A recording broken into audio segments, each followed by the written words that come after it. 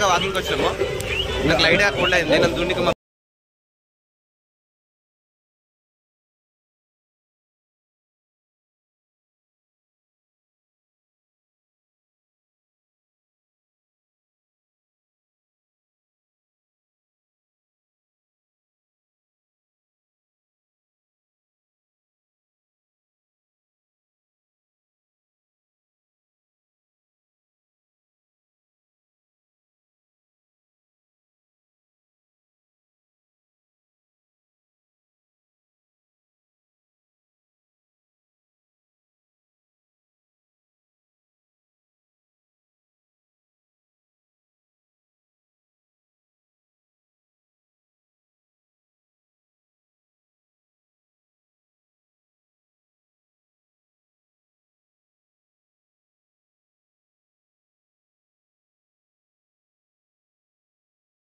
మా ఫ్రెండ్స్ అయితే మస్తు సైలెంట్గా ఉన్నారనమాట.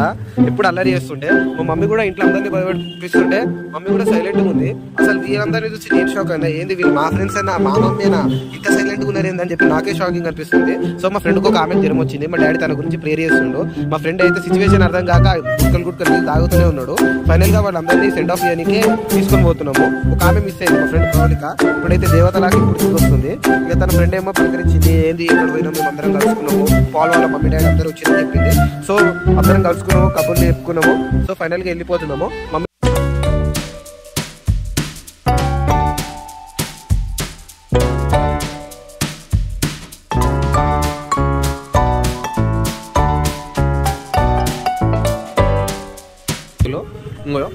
It's finger licking. ఇట్లా చూస్తేనేమో ఇగో ఇట్లున్నాయి KFC. ఇది చికెన్ పాప్కార్న్ అనమాట. ఇంకోటేమో గ్రీన్ కలర్ బాక్స్ ఇచ్చారు, అలానేమో ఇవి ఉన్నాయి. ఇంకో ఈ గ్రీన్ కలర్ బాక్స్లోనేమో చికెన్ అంటున్నాం, ఫ్రెంచ్ ఫ్రైస్.